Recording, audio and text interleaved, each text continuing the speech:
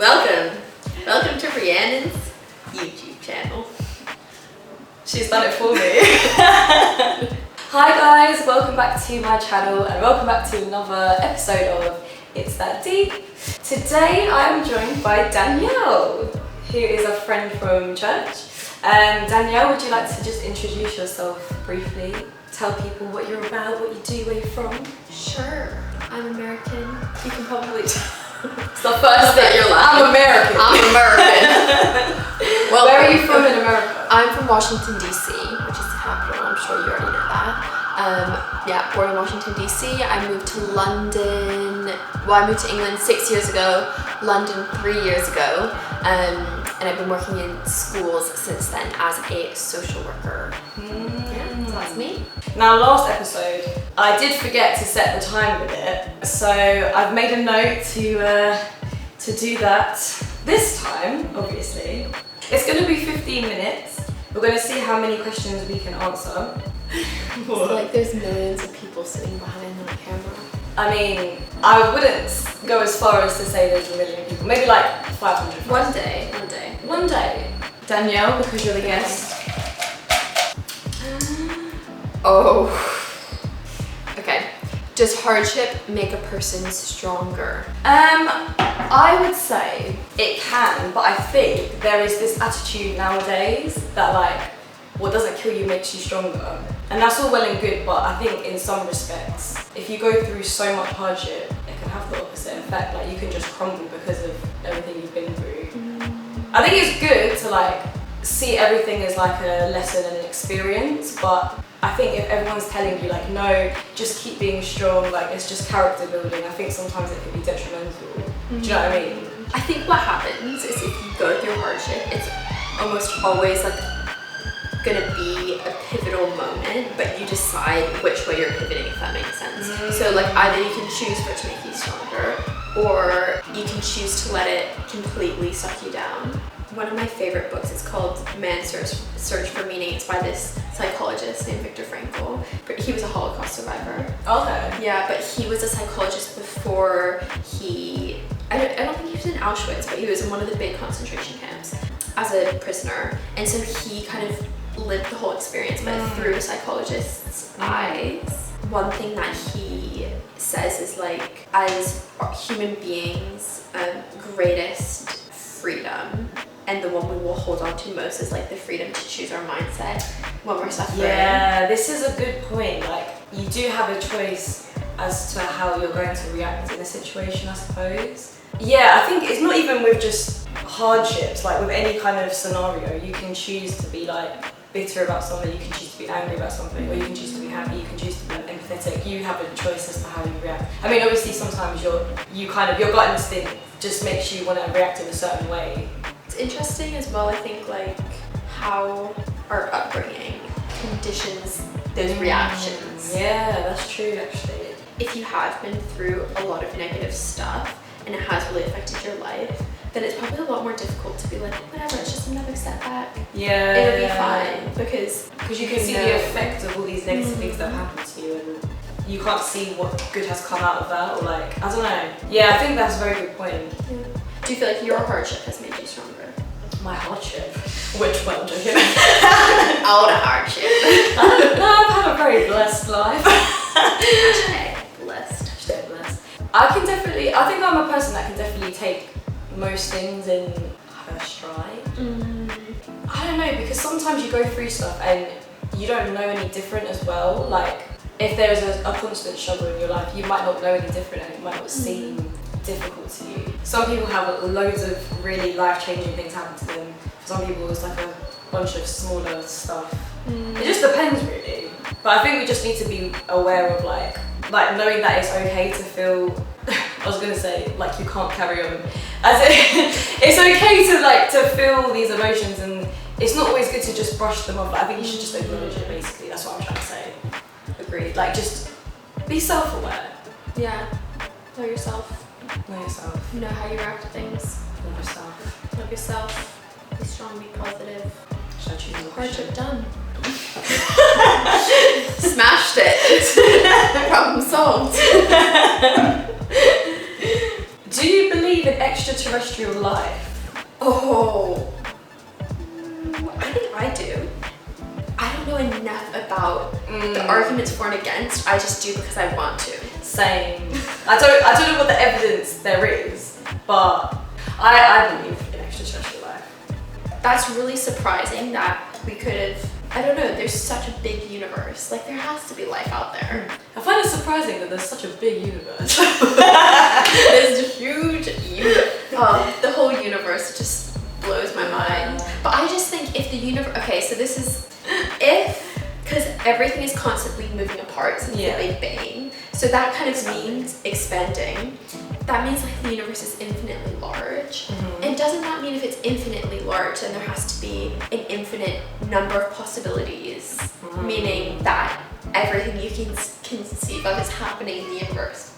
Yeah. The fact that we can even conceive of extraterrestrial life means that it exists if you take the assumption that it's infinitely large.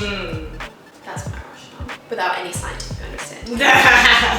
Coming from a non-scientific point of view, I mean, sometimes I think, wow, everything came together for us to be able to live on this planet. Like everything is in such good balance, well, maybe not anymore, in balance. But that could be the case on other planets. Like maybe not the planets in our solar system, because obviously like in terms of temperatures and the air and all that stuff. Chemicals. They're not like, they're not coming together in the right way for there to be human life. But there doesn't have to be human life, it could be other types of life. It's not all about us, We should look it up then. I think we should do some more research and then come to get back to you. Yeah, we'll get back to you. Okay. Ooh. Can you be friends with your ex? This is relevant to everyone's life then. I think so. If you've been lucky enough to have a relationship, but unlucky enough to have broken up with them, I would strongly say yes. I know a lot of people actually don't think this is possible, but I was gonna say, yeah, I'm friends with all my exes. Like, there's loads of them. There's not that many. Like, are you friends with any of your exes? Yeah. Okay. But then, okay, so obviously some of them, it's not like I would go out of my way to see them. Like we're not friends as in, yeah, let's hang out because we're friends. It's just like we're civil. But then some of them I do see, but it's calm. I think the thing is though, I have never had like a really negative breakup as well, and that's probably affected my judgment because say like, I've never been cheated on, for example, and I think if I had, maybe I would be a lot more like bitter about it and not want to forgive that person or like make amends with the person. So maybe my view is kind of biased. I don't know, what about you?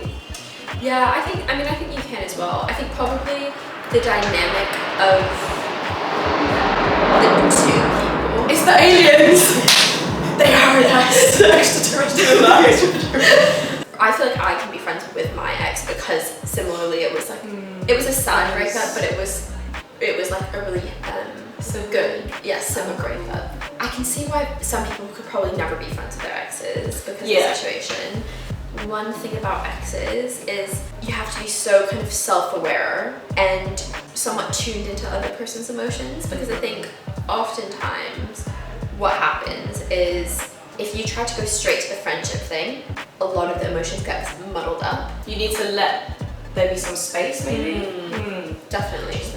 And I think even like if you see them and it's making you really sad or like miss them a lot, and then you've also decided that that's probably not a productive place to go back to, then I think there's like a certain responsibility on the individual to set boundaries and like maybe I won't put myself in that situation, or maybe I won't drink alcohol around them, but we'll be friends, or maybe I won't see them like one-on-one in the evening, like even little things like that. Do you know what I find really sad is like, say you've been together with someone for so long and like you're really involved with their family life and their friends. It's like you're not just losing that person, you're also losing that whole like family, all those friendships. Like you're losing essentially like a whole world, a whole part of your life basically. And some people still stay in contact with those people, some people don't. I don't know, I think it just depends on again the nature of your breakup probably, like as to why you didn't work out.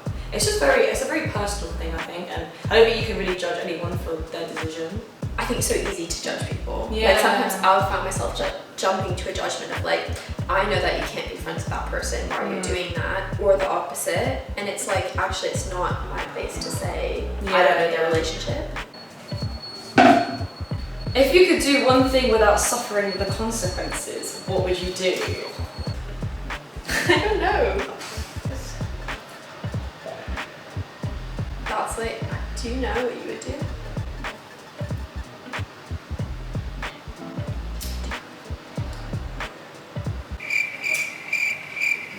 Maybe I would do like a really intense drug or something. Yeah! Oh, that's what I would do. Because I know some people would be like, yeah, I'm gonna kill this person. Yeah, not that I want to kill anyone. Let me choose my words carefully. Yeah. I'm too scared to do that because I could die. So I think I would choose something where the consequences would be I could potentially die. Or like a really extreme sport. What's that thing when they have the flying squirrel suits and they, you know, when they jump off a cliff and then they like become a little flying squirrel? Oh yeah. And then you parachute or something like that. Yeah. That would be cool because I think a lot of people do die from that. That was quick. I guess we'll just finish off the question. You kind of have to tap into your subconscious desires. What are your subconscious desires? What are you thinking about?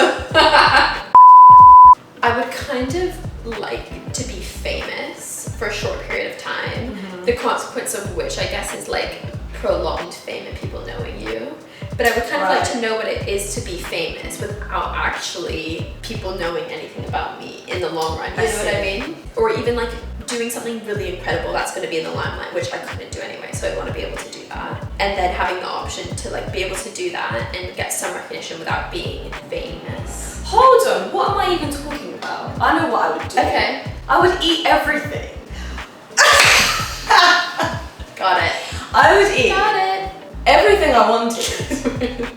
All the time. And I would stay the same way. Oh my gosh. Great one. You would get into a habit of just constantly eating food.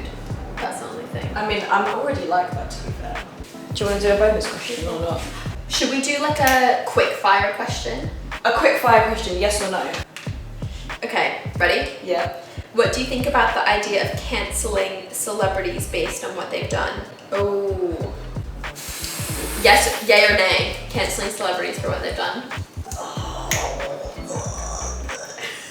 I don't think you can cancel anyone.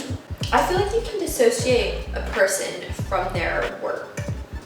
I feel like, so I said this in a previous video, I think you have a choice as to what you do, but you have to understand what the consequences will be. If you're a celebrity, if you're an artist or whatever, and you do certain things, you have to expect that you're going to lose credibility, you're going to lose sales, you're going to maybe tarnish your reputation forever. Therefore, I feel like, yeah, I suppose it just makes sense for that to happen. I don't feel like anything anyone does should mean that they are just cancelled forever, like just because someone does something, even if it's a really horrible, destructive thing. The power of forgiveness is real, man. Like, I know I say this now, and like maybe if I was put in a difficult position, it would be really hard for me to forgive someone for doing something, but like, I just feel as if like what someone does shouldn't, I don't know, it's really hard. Initially, especially with like the Michael Jackson R. Kelly thing, or like that type, you know, that those types of scandals that come out, like boycott, get it out, they're getting what they deserve. I think there was like a phase where there was this kind of like, I don't know if it was liberal, but like there was this kind of liberal frenzy, or like a frenzy around, get them out, like this is despicable. And then I guess some people challenged me on it, and it did make me think a little bit about like, is that productive to fully get rid of someone? And are we perpetuate the issue by just completely ostracizing people? I think we have to differentiate between if somebody is like currently and actively doing something to say like oppress or marginalize a group of people, I think they have to, in the present, suffer consequences of that. Yeah. I think it's maybe slightly different. I'm not sure. I think each case is pretty different. But if someone, because you know how there's been stuff about people have found other people's tweets from 15 years ago. Yeah, do you know what? That kind of thing, right? We all do and say stuff that we probably shouldn't. And like, in 15 years, you can be a completely different person. So I feel like, yeah, I think it's good to maybe call them out on it, but then they have to acknowledge it and like apologize. Yeah. Then you just move on. Like with the stuff that's come out, I feel like the closest thing to me has been more of the stuff like against women, which I've felt by association, but I've never really felt like personally, like super personally targeted by anything that's recently come out about celebrities. So it can probably be so, I can only speak on behalf of somebody who doesn't feel so like emotionally affected by it in the moment. that was not the kind of question I was expecting to get for a quick fire round, but somehow we got through it. Even though I feel like I have more to say on it, but I know. It's just so difficult to, you have to look at everything case by case almost. If the person has died and then stuff comes out, are you supposed to treat that differently when they're not there to, yeah, because like they're not speak gonna, about it? yeah, like what? The individual's reaction is really important as well. And if you can see that they're obviously like very remorseful. Yeah, you have to judge it by how they're behaving as well. Have you like cancelled any celebrities? I can't think of someone in particular that I've been like, right, I'm not watching anything they act in, I'm not listening to any of the music they produce. But you know what? Sometimes I think, for example, listening to music, there's so much music that I listen to and I'm like, this song is bullshit. Like what they're talking about is bullshit. But I still listen to it because you know what? It's a good song. I'm not gonna deny that. Like I think loads of people do these sorts of things because no one can really, well, either no one knows that they're doing it or like it's not really affecting anyone. Also because I don't really pay for my music. Whole other issue. I'm joking, no. I actually do use Spotify. I don't know, there's so much music I listen to, which when you start listening to the lyrics, you're like, I should not, like, this is not okay. Like, how is this person making so much money? Yeah, about sometimes. talking about, like, macking hoes. I, like, listen to half of it, and then when it gets to the part that I hate, I, like, switch the song. I'm like, no! You will not grace my ears with your presence. But then also sometimes you can just, there's so many songs that I listen to and I just don't even think about the lyrics. And then I'm like, oh, how dare this person doing this? And then I have never like criticized everything that they say in their music. You know what I mean? I feel like we need to be slightly less hypocritical about our arguments. Yeah, so maybe I do like canceling celebrities. I don't know, because people are like willing to listen to all of this like overly sexualized, completely inappropriate, like objectifying music. And then the second they hear about that artist like doing something acting on it, they're appalled, which obviously they should be. But at the same time, maybe we should like, how are they writing about that? Because even like R. Kelly was writing about all of this stuff. I mean, maybe not like so explicitly, but it was very explicit. And also, it might not even be something like that. I listen to Ariana Grande, for example. Obviously, most people love Ariana. I like her music. But like, I don't like her messages in a lot of her songs. Like, break up with your girlfriend, I'm bored. True. That's bullshit. What's that? With that 7 Rings song, she's basically like promoting like money is the thing that you need to aspire to above everything else. I don't agree with that either, but I still listen to the song. Or even Cardi B. Oh, she pisses me off. But there's a lot of songs that I like by Cardi B. So, but also I think like there's this stigma around saying something like meaningful in a song. Although a lot of artists do it, but it would be kind of lame if a hip hop artist came out. It's like, just like your friends and family. Do you know what? I think it's just like, I don't know, not everything has to have a kind of deep meaning behind it. Like with music, a lot of music is there to just be, it might have a good beat, it might not have any particular, it might have the same lyric throughout the whole song just being repeated. Yeah. But like, it's catchy, that's what people like. It's not always about the lyrics, like music is more than the lyrics, I suppose. Yeah. And like, but sometimes it's just entertainment. Like I read a book, it might be like not deemed the most well-written book, but did I enjoy it? Yeah, it had a good story. Or like a TV program, like Love Island. Yeah. So many people love Love Island, but it's shit. But I mean, look how much audience it has. Oh my it's doing well for itself. It. Like all of these things, entertainment is. We have gone off on a massive tangent, I just realised. I know, also we've contradicted ourselves like 7 times. We're like, don't cancel them. And then we're like, get them out. Get them out. Like, you know what? It doesn't even What's that meaning? I think on that note, Yeah. we should round this video up. It's interesting to see where these conversations lead. Like, we started talking about entertainment. Yeah. And like why people like what they like. So, guys, thank you very much for tuning in to another episode. Thank you, Danielle, for helping me out. And we'll see you in the next episode. Have a great day and a great life. I swear I could never round up these videos in a normal way.